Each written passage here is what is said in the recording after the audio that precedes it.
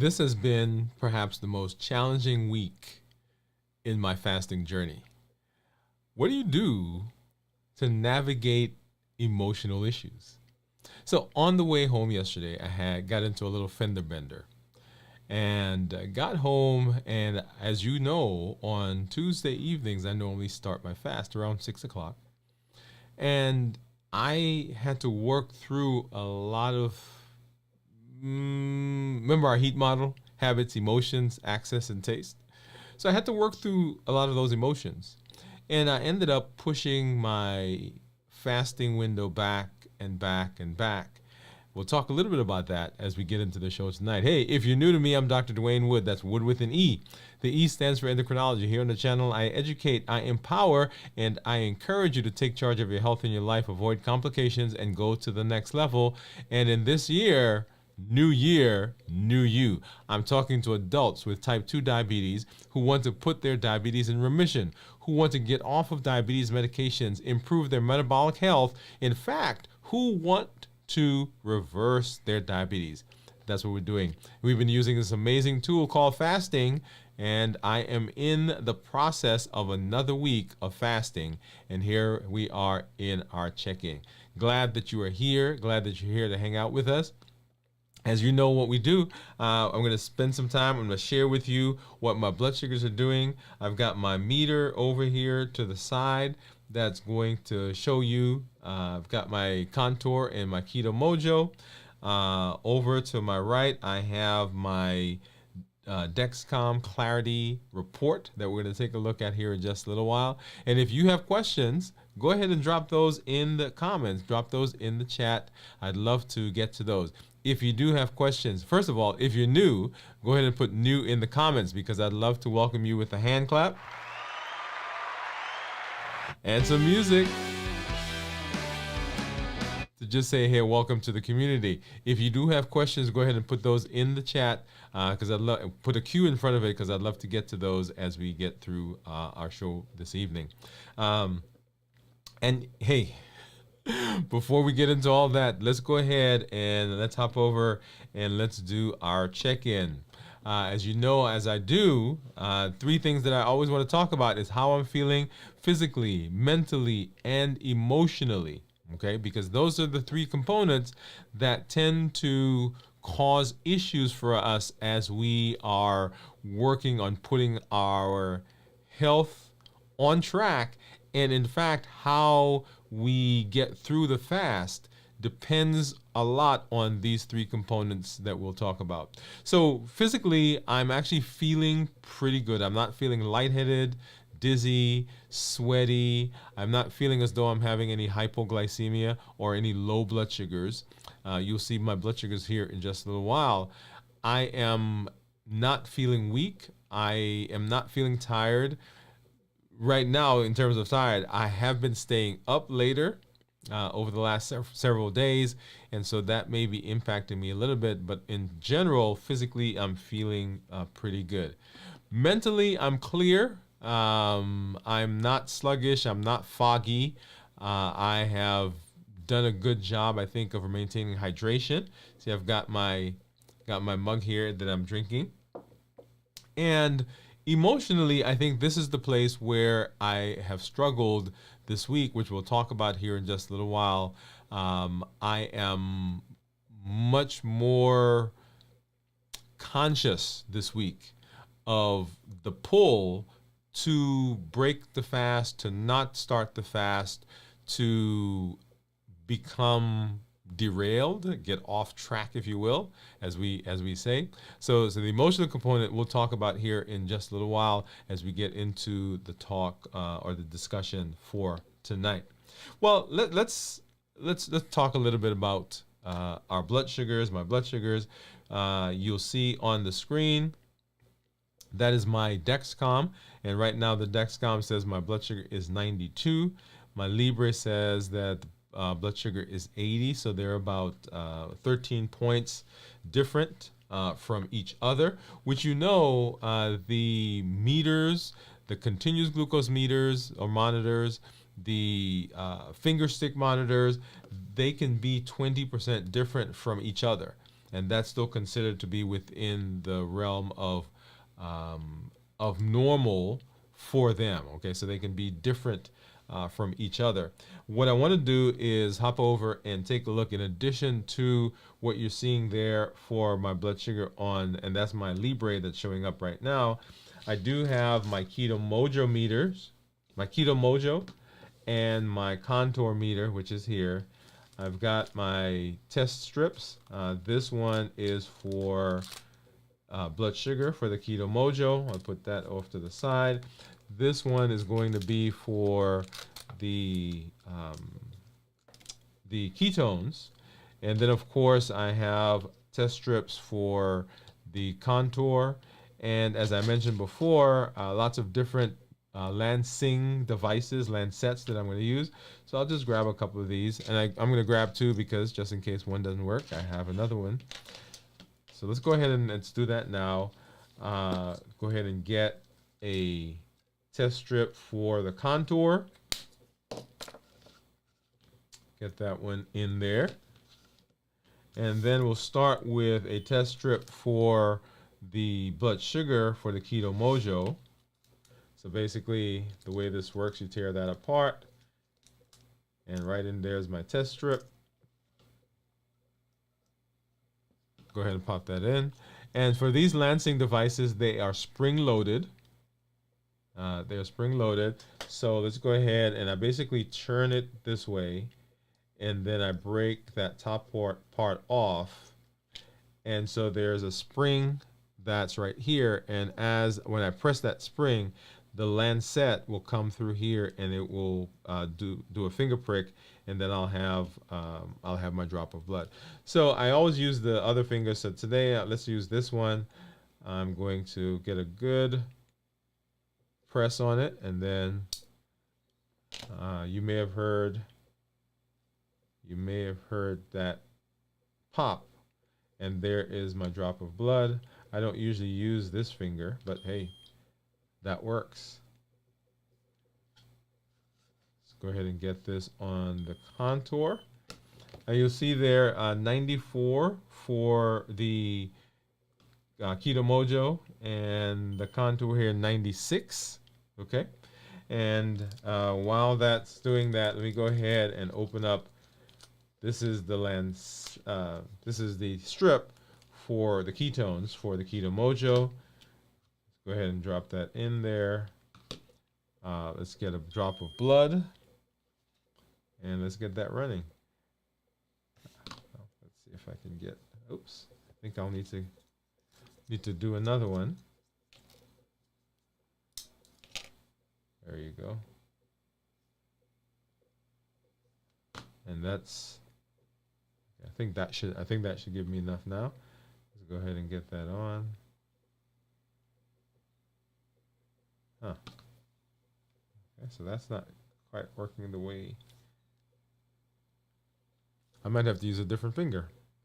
Not getting enough. Okay, I think now that might be just enough. So I want to make sure that that's in and get that to the top. And there you go. So that started going. And of course, like I always do, I'm not going to show you what those numbers are quite yet. All right, so we're going to pop over and take a look at that here in just a little while.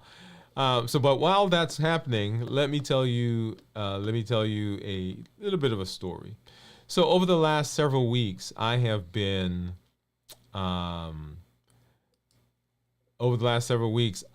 extending the fast a little longer. Okay, so you will recall that in January, I encouraged everyone to do a 24-hour fasting period once a week. That was the challenge for the month of January. At the time, I was doing a 72-hour fast.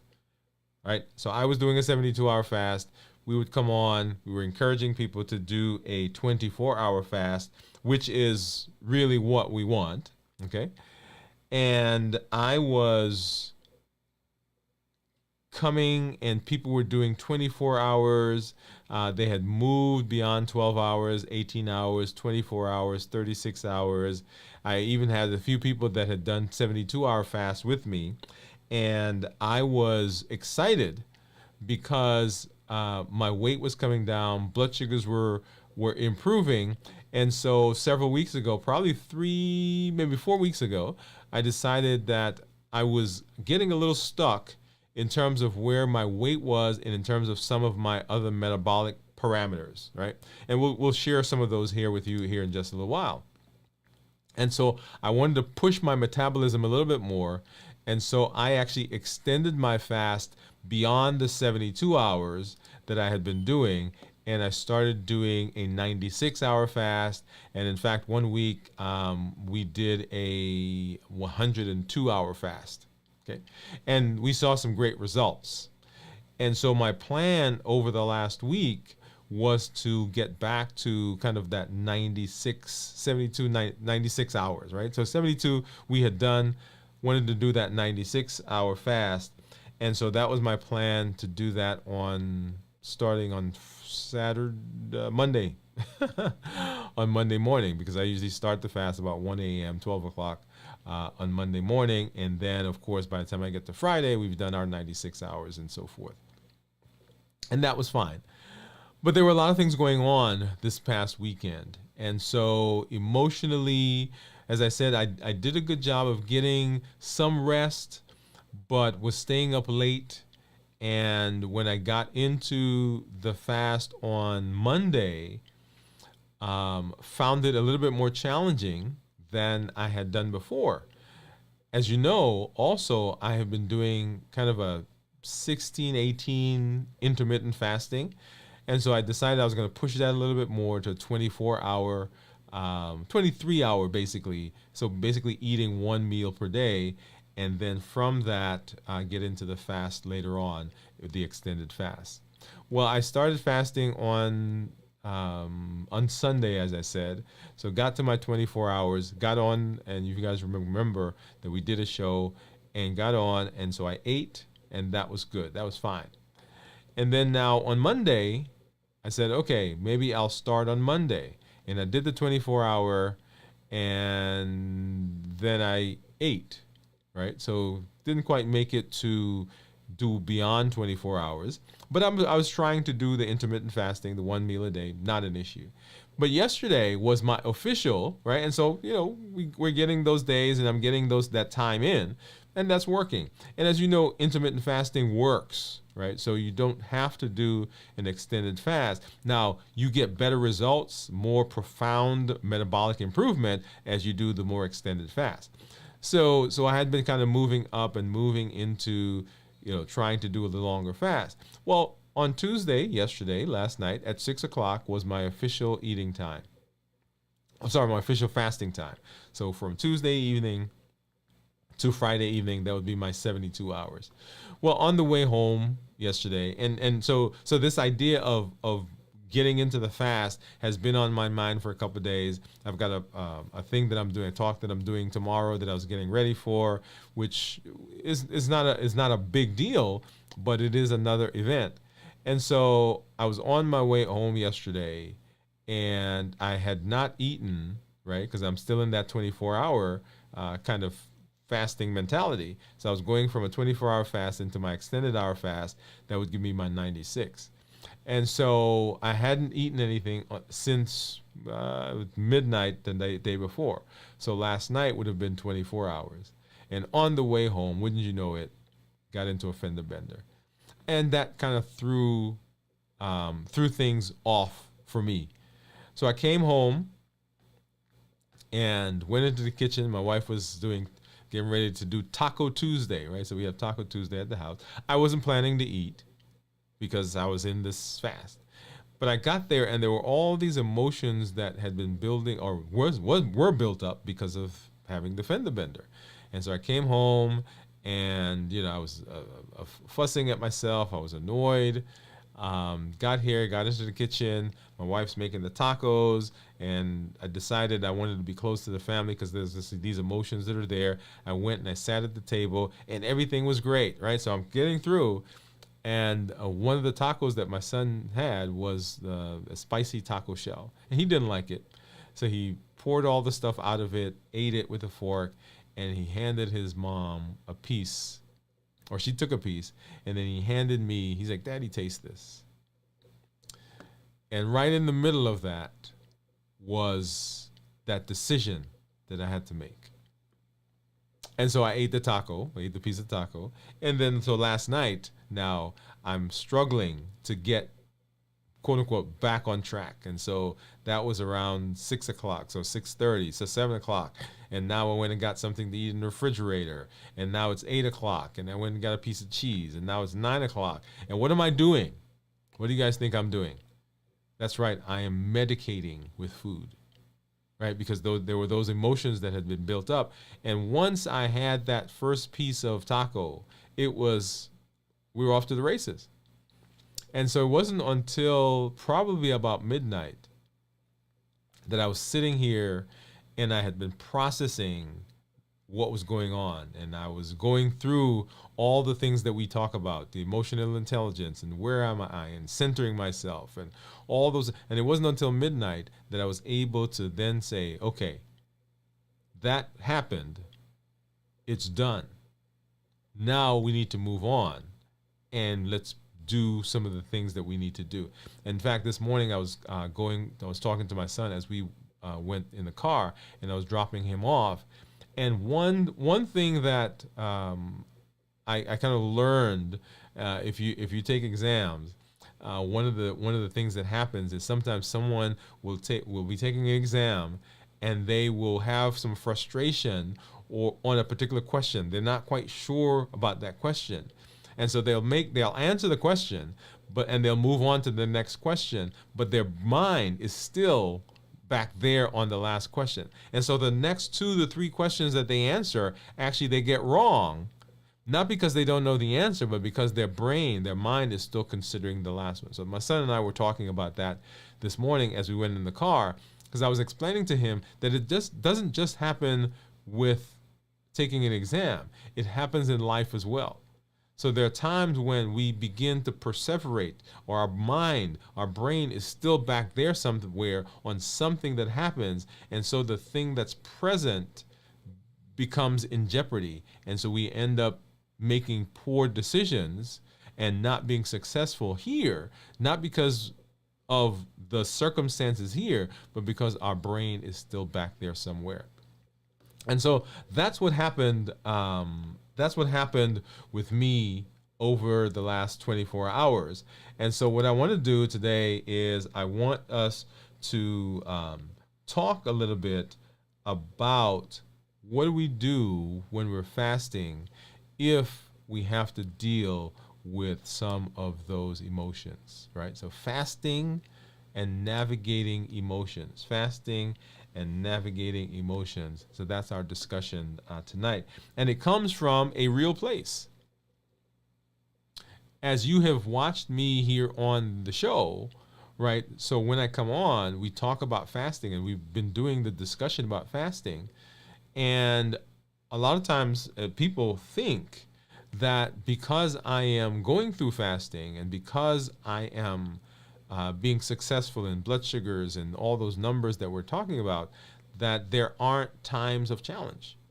And I'm here to tell you that there are those times when it becomes challenging, and there are those humps in the road that we've got to navigate. So what are some common emotional triggers? And before I get there, let me back up a little bit and let's run through this model again. So the heat model. So these are food triggers, things that push us, right, to break our fast, to get off of our plan, to eat the things that we said that we weren't going to eat. And one of them is emotions. And so the model says that habits, emotions, access, and taste. So habits, those things that we do that are almost, that we don't think about, because we've developed a routine of doing it. So we sit down with the family, we go to the movies, we play cards, we go somewhere, and automatically food is involved. And it's not even a thought process, it's just we go into it. Emotions, which we'll talk about tonight, those emotions, when you've made a decision, if the emotion is strong enough, the emotion will eat through the decision you've made. All right, keep that in mind. And then, of course, access. When things are around, when those emotions come or when those triggers come, then it's more likely that we're going to eat something if it's there. If it weren't there, then we wouldn't eat it. But the access to it gives us it's the motive, right? It's there. And I have this emotions. I want to soothe. I want to medicate. I want to buffer, which is another term that we use. And so we end up eating. And then, of course, taste. And taste is an interesting one because you hear me say all the time that we're never chasing the food. It's always what the food does for us, the memory that it brings, the calm that it gives us in terms of our feelings, that place that it puts us that causes us to have a feeling of safety, of warmth, of goodness, if you will. And so we go after the food, not because of the food itself, but because of what it does for us. And then, of course, the bliss point, right? The bliss point, the absolute best place, the combination of sugar, of salt, and fat. And it says when we eat that, right, that, oh, I can't just have one. So that bliss point. And so the heat model puts us or sets up those triggers for us. But what are some common emotional triggers? Remember, life happens. So stress and anxiety are emotional triggers.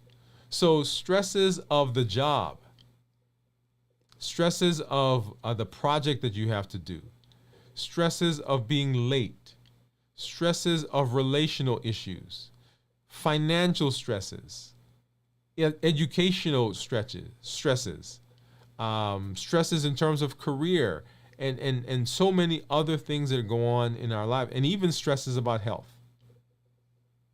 Anxiety, right? So that anticipation of what's coming in the future, right? So we're not depressed because we're not looking backwards, and we've moved beyond today and we've moved into the future because we don't have those we don't have control.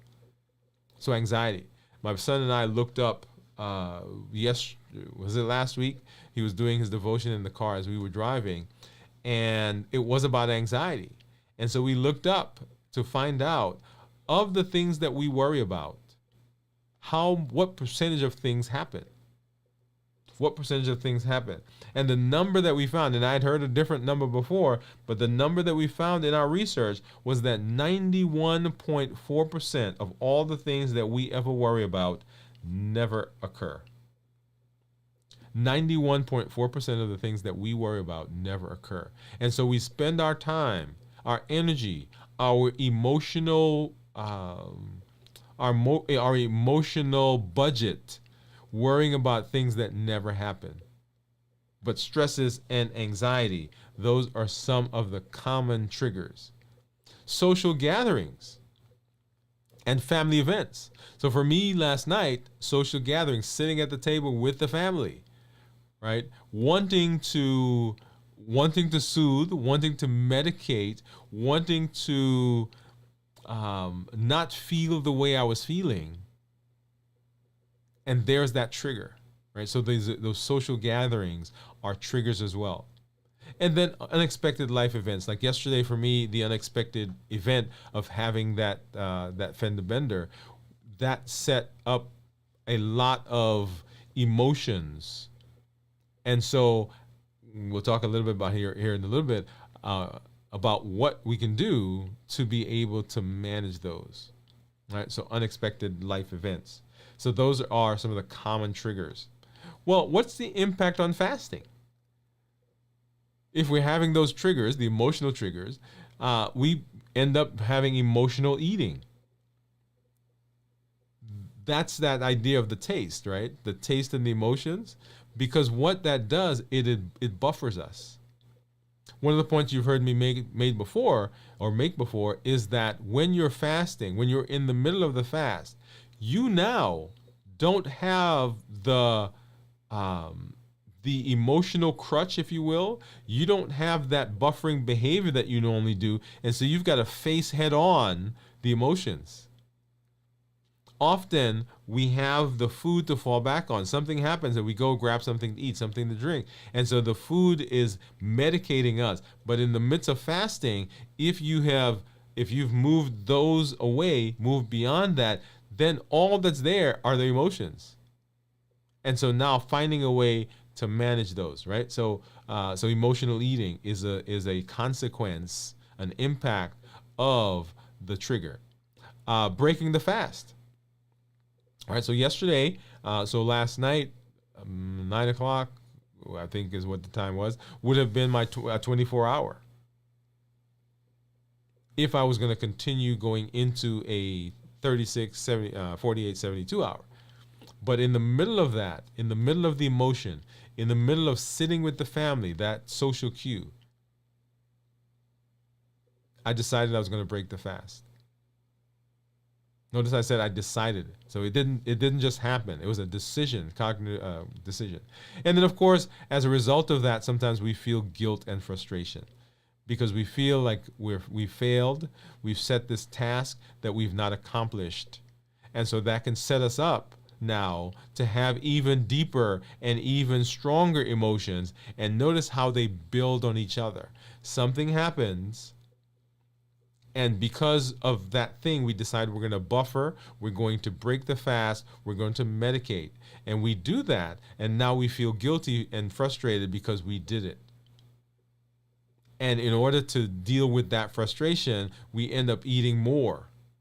So notice I said to you that this fender bender happened, I don't know, maybe 6 o'clock in the afternoon, and it took me until midnight for me to be able to process that and to be able to move beyond that way and say, okay, that happened. Now we're going to move on. I can't stay there. I can't stay stuck in that space. And so what do we do to navigate those emotional challenges? Number one, we've got to acknowledge the emotion. The first step in understanding and dealing with it is you got to acknowledge it, that I'm feeling a certain way. And I told myself as I was driving home, it's not that bad. It was not an issue, right? It happened. We're going to move on. But as I thought more and more about it and got home and got into my head, I didn't acknowledge the fact that, hey, you are feeling this way. So first of all, you got to acknowledge. You got to stay connected. When I came home, I didn't talk to my wife about it. I just told her it happened. I called her from the scene, told her it happened. We came in, we had Taco Tuesday, sat at the table, we talked a little bit. We didn't talk about that event. And so staying connected to people is a big part of that. And then mindful eating practices. And so for me, it started out with the taco shell, and then I ate another taco shell and another taco shell, and I deliberately didn't go out and get any cashews or almonds, but I had peanut butter, and so I went in, and so I was in that jar of peanut butter, right, grabbing a spoon, put it on the plate, and then I got some cheese. Notice what's happening, right? Continually medicating as I go through the evening until I was able to say, hey, wait. Because at some point it occurs. It's like, hey, this is your fourth or fifth trip to the refrigerator. You're not hungry. What's going on? And that's what's happening. So mindful eating, and then have a plan. We fail sometimes, not because of failure. We fail because we don't have a plan. And so have a plan. What are you going to do? How do you manage when emotions happen? When life happens? How do we deal with that? Part of what I could have done yesterday, and I thought about it on the way, but then I got home and I didn't do it. If you remember, several weeks ago, we were planning to take a trip. I was doing a talk in Mississippi. And as I was moving through the week leading up to the talk, I started to feel a pull to eat, and I was fasting. And I said, wait a minute, I know I'm not hungry, so what is this?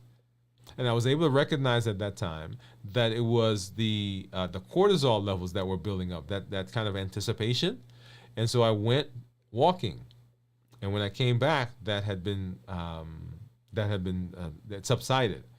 So yesterday on the way, I told myself, okay, when you get home, get changed and go for a walk. I didn't do that. That would have been a perfect way to kind of mitigate some of what was going on in my head, in my mind.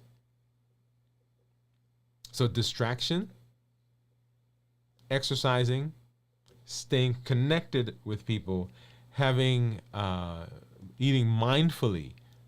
Say, okay, I am going to eat, but okay, I'm thinking about what I'm doing now. I'm thinking about the things I'm eating. I'm not just going to just keep going to the refrigerator. I have a plan on what I'm going to eat. So that's how you navigate when emotions happen. But they will happen. If you've not had it yet, it's coming. You may just actually be coming out of a place where you ended up having some emotions that kind of pushed you off track. It will happen. It doesn't mean that there is something wrong with you. It doesn't mean that you are a bad person. It just means that life happens. And in the process of life happening, then, okay, how do we navigate that and how do we get back to where we want to be? And so it is now, what is that, 9:30? So midnight tonight, 12-ish, 12:15 will be a 24-hour period for me. And so today, going through, being at work and people were eating, there was not that push. In fact, I picked my son up today from his program, and so he's sitting in the car. He's eating. He was eating. What did they have?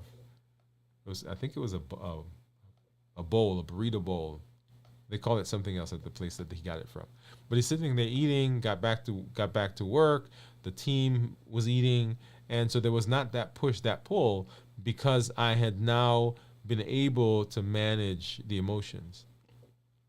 Now, one point I do want to make is with the emotions. You are a strong person. We all make decisions and we all have emotions.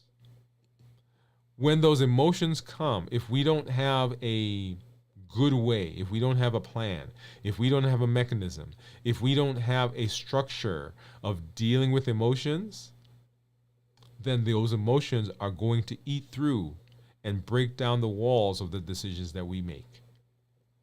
And this is not, here we're talking about food and dieting and eating and metabolic health and so forth. But this is in any area of your life. When those emotions come, if they're strong enough, they're breaking through the decisions you made. And so having a structure that helps you deal with that is the way to manage them. Often what we do is kind of like the roller coaster, right? The point of the roller coaster is to get up to the top, and then once you get to that pinnacle, that roller coaster car is coming down. You can scream, you can shout, you can panic, you can close your eyes, you can hold on all you want, but guess what? The car is coming down. It is inevitable. And often with our emotions, we climb the roller coaster of our emotion and we get to the pinnacle, we get to the top, and we expect at the top for us to be able to stop it. No, it doesn't happen that way. And so the goal is to manage the emotions so that we don't get to the top. Or if we get close to the top, that we have mechanisms for dealing with them. And if we do that, then we are successful in what we do in terms of our health. All right, so let's take a look now, and I want to hop over and let's look at what some of my blood sugars are doing. Let's see. Let's take a look at this one. Let's use this graph. Okay, here we go. All right, and so over the course of the last 2 weeks, you'll see there that my average blood sugar is 105. If I do a 90-day summary, it should be about 111. Okay, 104. So pretty good. So 90 days, 104. My glucose management indicator, which is a surrogate for what my A1C would be, right now is saying 5.8, and that's in keeping with what I've been saying over the last several weeks, because my A1C when I got it from my doctor was 5.8. I'm in target 90% of the time, and that target goes from 70 to 180. If I look at the daily graphs, and this is the one that I want to spend a little bit of time looking through. Let's see. There we go. Okay. So 90 days, and I want to go back to, yeah, so let's go back to Sunday, right? So all day Sunday, you'll see that there on the screen. We were hovering in the 100s. And so if I started the fast on Sunday, trying to get into that 96 hours, you'll see there that, so blood sugars went up, and coming into Monday, right? So all Monday, nothing to eat, and look at the blood sugars. They're coming down, coming down, coming down, coming down. And right here in the evening, I broke the fast, right? Because we were doing the 24-hour. Remember, I did my show on Monday. So those blood sugars started going up. And the point I was making on Monday, by the way, is that you can have improvement in your blood sugars if you fast, even within 24 hours. Are they going to be perfect? No, but you can have significant improvement in fasting. Today I was talking to someone in the office, and I was saying to them, they were saying, hey, well, I can't fast, or I can't do that, or my blood sugars won't improve that much. Yes, it does in 24 hours. And you see that there on the screen. And then, so I ate, right? And so notice the spike now. So we're up into the 160s, and we come back down. And so this is now Tuesday. That was yesterday. And so the plan initially was to start here. We didn't do that. And then the plan was to start here. We didn't do that. And so it wasn't until about midnight that there was, okay, now this is our official starting time. And then Wednesday all day today, notice these are residuals from yesterday, and the blood sugars are now coming down, and here we are a little bit before 9, and so we're about 94. Okay, and so we are now in the fast, and so like I said, midnight here in another 3 hours or so. Less than 3 hours, 2.5 hours, 2 hours and 20 minutes. It will be a 24-hour period. All right, so I did do my ketone on my Keto Mojo, and what I want to do is go ahead and pull that up now. So first I need to turn on. What do you think my ketones are going to be, right? Because it's been right now 21, 22 hours or thereabouts. Let me pull up my Keto Mojo app, and we'll see that say syncing there in just a minute as it goes ahead and pulls the data off of the. All right, so blood sugar was 92, and look at the ketones, 0.2, right? Ketones were 0.2. And so what I would expect as I go further and further in the fasting, I would expect that those ketones would get higher. If I look at the graph, notice here the turquoise line, that's those are ketones, and then the tan line, those are blood sugars. So blood sugars were high, right, higher, right there, and then ketones are at the bottom. And so as I go through the course of the day, I expect that those blood sugars would come down lower, and then the ketones will begin going up. And so we'll hopefully see that as we do our check-in tomorrow. All right? All right, so that is always excited when I can do that and share some of my experiences, some of my personal experiences, so that you can see that, hey, this is a process, and this is a process that affects all of us as we are working to improve our metabolic health, working to improve our weight, improve our blood sugars, reverse our diabetes, get off of medication, and do all the things we need to do to be healthier in the course of this of this journey. Always glad. Want to spend some time now talking a little bit about our unlimited mind frame, mindset, our unlimited mind shift. You are within the realm, you are within the reach of getting better in terms of your health.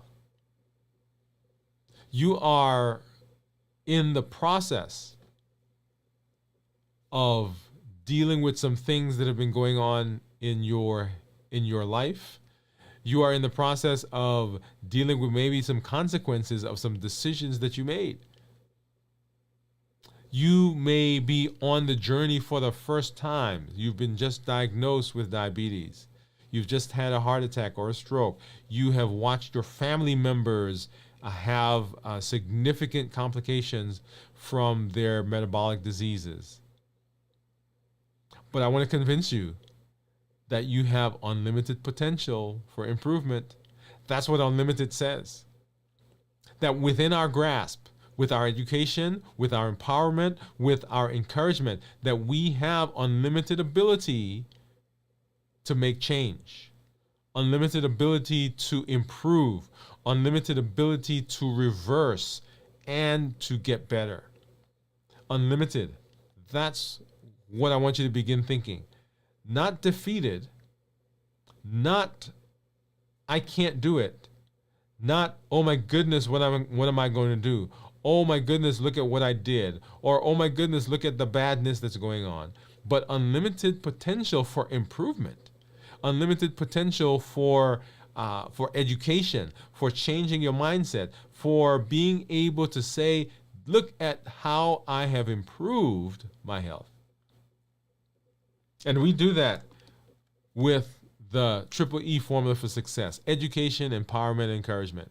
Education, empowerment, encouragement. We educate with the shows, with the blogs, with the podcasts that we do. That is to be able to change your mindset, to do a mindset shift, to frame shift, to look at things in a different perspective. In order to do that, you've got to be educated. We empower here on the channel by giving you tools. We just talked about a tool. How do you navigate fasting when emotions are happening, when life happens? The HEAT model that we went through. Emotional intelligence.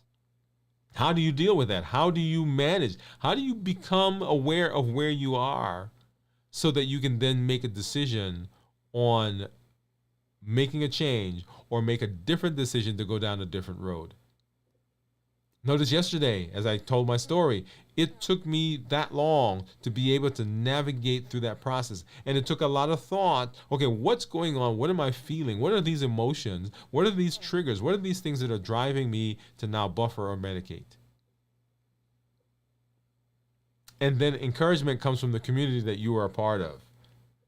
Your story helps others. Your challenges, your struggle. Even as I was telling my story, there's someone out there right now who thought it was just them. But it's not just you. And that's what the community does. The community helps to encourage.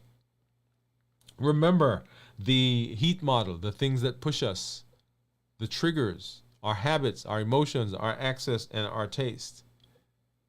And then our call to action is this. 1, join the challenges. Every month we have a challenge. Every month we're doing something different. Every month we're asking you to come alongside and put the things that you're learning into practice. Don't just let them be a video that you hear about or watch, but implement those. In the month of January, we will, hey, figure out what your why was. What is the reason that you're doing this? Why do you want to be healthy? In the month of February, hey, let's now work our way up so that we can begin fasting for a 24-hour period once a week. In the month of March, figure out what of the HEAT model affects you. Which one is yours? Which is your trigger? I'll tell you personally, mine is emotions, access, and taste. All 3 of those are mine. And so I have to put things in place to be able to manage those. In the month of April, we said, hey, let's learn how to eat, how to cook, how to put together a menu, a 7-day menu we did, and then asked you to now construct a meal that was minimal, that minimized the processed foods, that had no added sugar, that had non-starchy and starchy vegetables, that was the appropriate portion size, that was tasty, and that had lean meat and healthy fats and lean meat. That was the month of April. And then in the month of May, hey, now as you are learning, let's bring someone along with us. Let's go and find someone that we can mentor in the new year, new you process. Not someone that you're just going to tell and say, hey, you go watch this, but someone that you're going to check in, that you're going to come alongside and say, hey, let's be healthy together. Let's go watch the shows together. Let's implement some of the challenges together. Mentor someone. And then in this month, we talked about how do we continue being healthy, making sure that you are touching base and that you're seeing your healthcare provider and getting with them to get your labs checked. There's so many things that you need to look at: your cholesterol, look at your kidney function, look at your liver functions, look at your hemoglobin A1C, your CMP, all those things we went through. If you've not done so, go ahead and look at that show that we did, I think 2 weeks ago, and get with your healthcare provider to get those things checked. That's our challenge for the month of June. Because if we know, if we can see, if we can catch things early, then we can have improvement. Okay? So that's our call to action. And then, so not only do we want you to come and join the challenges, we want you to tell your story. So tell your story. When you tell your story and people see your successes, they know that they can do it. We know that we are in this together, that we're doing it together. We know that we can succeed. When we hear challenges, like I told mine tonight, people know they're not by themselves. There's nothing like thinking you're alone, and you are not alone. And then invite someone to the show. Invite someone into the new year, new you process. This goes back to our challenge that we had last month, in the month of May, to find someone and begin mentoring them. Send someone a link. Send your family members a link, your friends, your coworkers. Send your doctor a link. If you are at a church, hey, let them know, hey, let's do this together. Let's be healthy. On our YouTube channel, all of the shows that we've done in the New Year, New You process are in a playlist that's called How to Reverse Your Diabetes. That's what the playlist is called, How to Reverse Your Diabetes. And let me go ahead and let me pull that up here. All right, so How to Reverse Your Diabetes. And so 33 shows so far that we've done for the year. All of those are listed there. Begin watching them. Go through them together. Go through them as a group. The other playlist that we've done is How to Fast Successfully. Let's see, where is that one?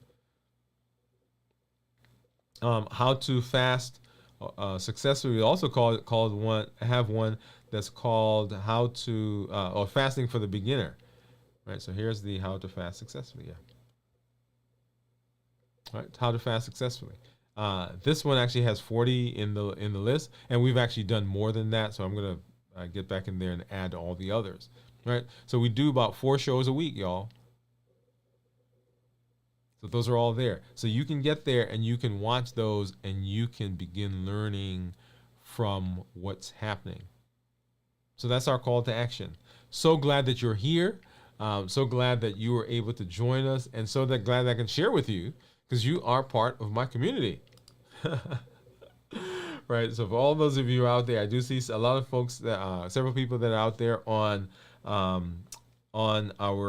Instagram, and so we are streaming to Instagram. So I see David Hunt over here on YouTube. So David, thank you for coming through and hanging out with us.